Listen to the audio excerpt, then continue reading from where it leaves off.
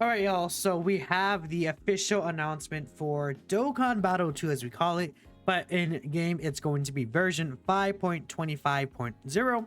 Now, I do want to get out of the way. The global version of Dokkan has not tweeted about this yet or had an in-game reveal. I know a lot of you are going to be asking about that. It should be coming to global within the next few days still. Usually global Dokkan in the past, at least from what I've seen people say, only does the actual like version update reveal like if it's 2 days before, and JP does it a couple days extra, like 5ish days prior. So it might take some time for the global version to actually get this announcement in game, but it will be coming at the same time on both versions because both versions are synced, of course. I don't know why it wasn't posted in global's news or anything yet, but it's just not currently there. We're going to be talking about the version update again just really quickly. They did post a new video showing some new gameplay for it that we'll talk about. And then there's actually also a couple of updates that were in the recent data download that I was not able to cover in my data download video. So we will be talking about it here today. But let me actually bring this back over here and let's just hop right into it. So again, we know that this update is going to massively overhaul Dokkan. Firstly, they're changing passive skills to now be displayed in bullet points, which is really, really good.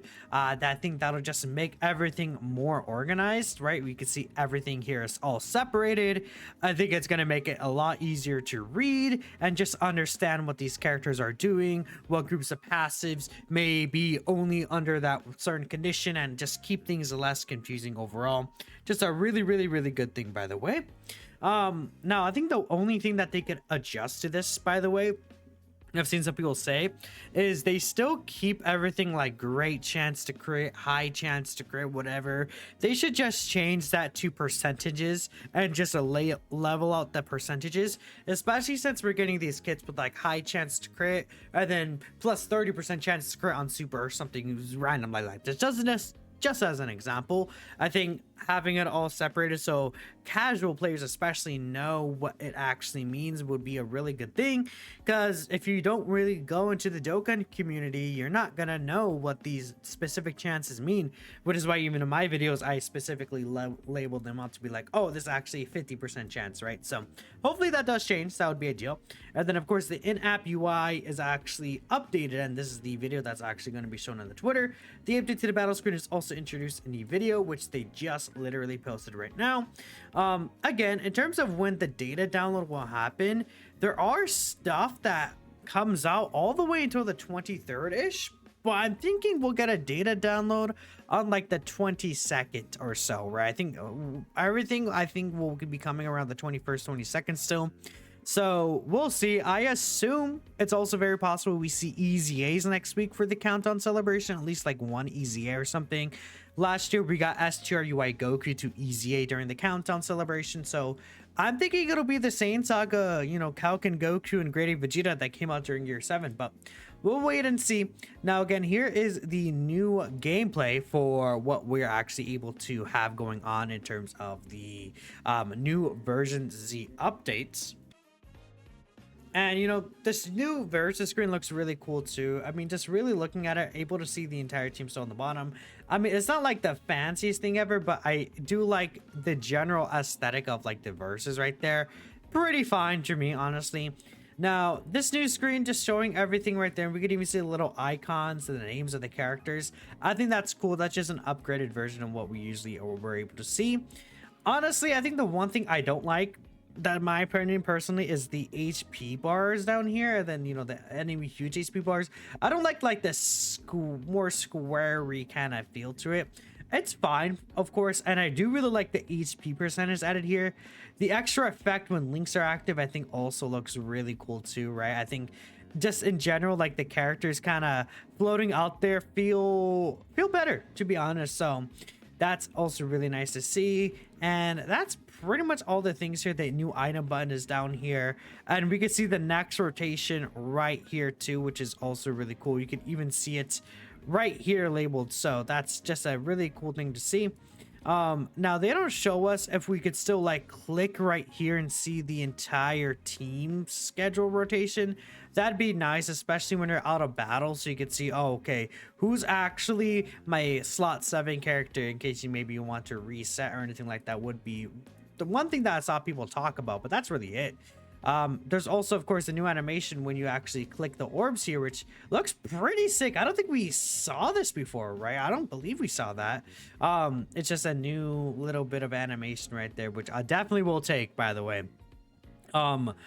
New the damage symbol right there, and then a new basic attack animations. Ooh, wait, there's a new, I don't think we saw this before, the new crit effect right there. A little more of a shine with lightning around it, actually. That's pretty cool. That's pretty cool, actually. I didn't really even see that before. So that's how critical hits look now, huh? Okay. We'll definitely take that. And the stun ability, of course, and that's really it.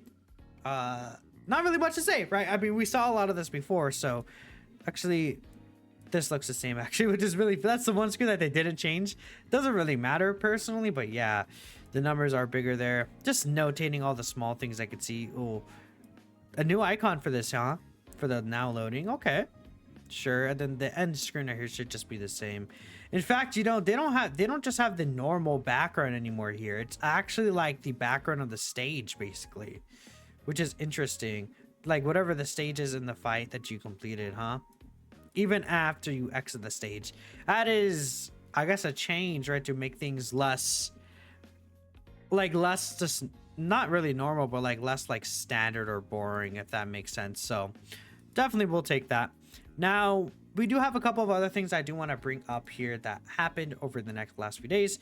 We actually did get confirmation that there's going to be another redstone coming out. So, you know, if there's some super easy A's you're interested in grabbing, you will definitely be able to have the opportunity to grab some super easy A's. We'll likely see this when the countdown celebration actually starts.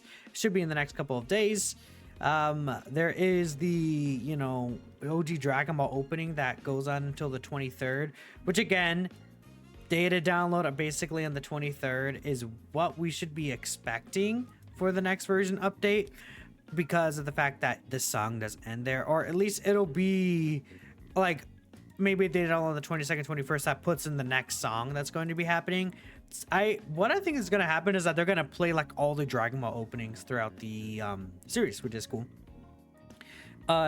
Stamina refresh 3 minutes right there from the 19th all the way to the 6th. So the 6th will be basically when the anniversary officially would end, essentially, or it'll be before then, but like that's when like everything will be leaving in terms of all the events, stuff like that. Then the boost schedules are going to be happening basically every weekend, so you get 5 boosts and the refresh rate is halved. Make sure you go ahead and take that to your advantage, of course. Now, all the anniversary events are returning. I saw some people talking about this like, oh, you know, there's GT events returning. There's all these other events returning. But if you really look at it, these are just all events that came out during the previous anniversaries. So even though there's a lot of like, you know, GT and stuff like that, it makes sense because they're all from the previous anniversaries. So I don't think this really means anything specifically. Then we do have the cancellation for the Dragon Ball Games Battle Hour. In case you hadn't heard of it, that is a thing that happened. They did have to do that, unfortunately, and I've had some people ask, what do you think they're going to be doing for reveals? I think that we'll still get some sort of reveal.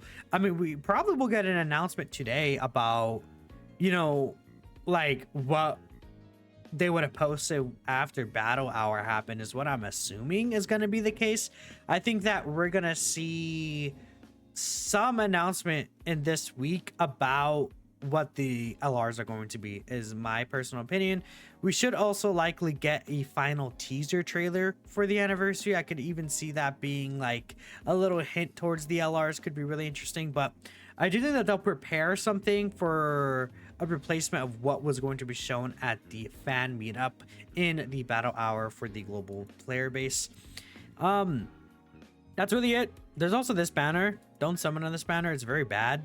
It's a very bad banner. There's LR Summon Max unfeatured, but do not summon here. But that's really much it. I just wanted to make a video for this and just cover all the information I missed. Just, you know, I'm gonna slurp up version Z again just because I said version Z Dokkan 2 because I really love it. But let me know what y'all thinking. Thanks for watching, and I'll catch you guys next time.